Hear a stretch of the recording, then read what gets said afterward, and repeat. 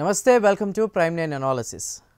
ఇక సీమా హైదరీ మనకు తెలుసు 2023లో అంటే ఒక రకంగా ఇన్ఫర్మేషన్ లేకుండా పాకిస్తాన్ నుంచి ప్రేమ వ్యవహారం కారణంగా కూడా భారత్లోకి అడుగుపెట్టినటువంటి మహిళ తన పిల్లల్ని తీసుకుని ఇక్కడికి రావడం జరిగింది.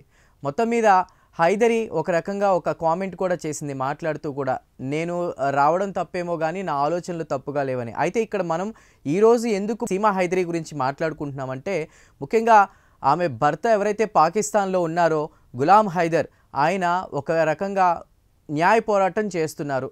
సో ఓకే, సీమా హైదరీ ప్రేమ వ్యవహారంతో భారత్కి వెళ్ళి ఒక హిందువుగా మారి స్థిరపడినప్పటికీ కూడా తన పిల్లలు ఇంకా మైనర్లే, పాకిస్తాన్ పౌరసత్వం ఇంకా వాళ్ళకి రాలేదు, మైనర్లు పిల్లలు పాకిస్తాన్కే చెందుతారు ఆ పిల్లలు అంటూ కూడా ఆయన ఒక రకంగా న్యాయ పోరాటం చేస్తున్నారు.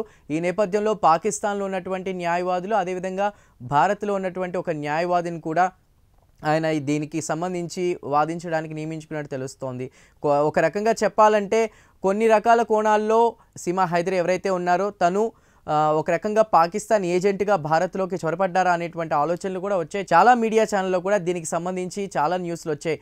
ఏజెంటా, సీమా హైదరీ ఏజెంటా, భారత్కి సంబంధించిన ఇన్ఫర్మేషన్ చేరవేస్తుంది, ఇలాంటి ఇన్ఫర్మేషన్ కూడా మీడియాల్లో అన్ని రకాలుగా కూడా సోషల్ మీడియాలో కావచ్చు అందరూ చర్చించుకున్నటువంటి అంశం.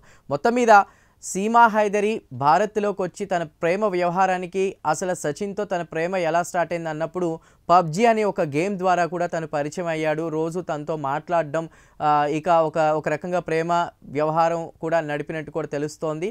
ఈ నేపథ్యంలోనే ఆమె తన పిల్లలతో కూడా భారత్కి రావడం, హిందువుగా మారడం, తర్వాత ఇక్కడ స్థిరపడడం జరిగింది. అయితే ఇక్కడ సీమా హైదరీ భర్త ఎవరైతే ఉన్నారో గులాం హైదర్, తను చెప్తుంది ఒకటే, తను తన ఇష్ట ప్రకారంగా వెళ్ళిపోయి భారత్లో స్థిరపడింది సరే, బట్ తన పిల్లలుగా ఉన్నటువంటి నా పిల్లలు ఉన్నారు, ఇప్పుడు వాళ్ళకి పాకిస్తాన్ పౌరసత్వం కూడా ఇంకా రాలా, అంటే పాకిస్తాన్ పౌరసత్వం ఉన్నటువంటి పిల్లలు వాళ్ళని ఎలాగా భారత్లోకి తీసుకువెళ్తారు అంటూ కూడా మాట్లాడడం జరిగింది. ఏదేమైనప్పటికీ కూడా సీమా హైదరీ కేసు ఇప్పుడు ట్విస్ట్గా మారింది.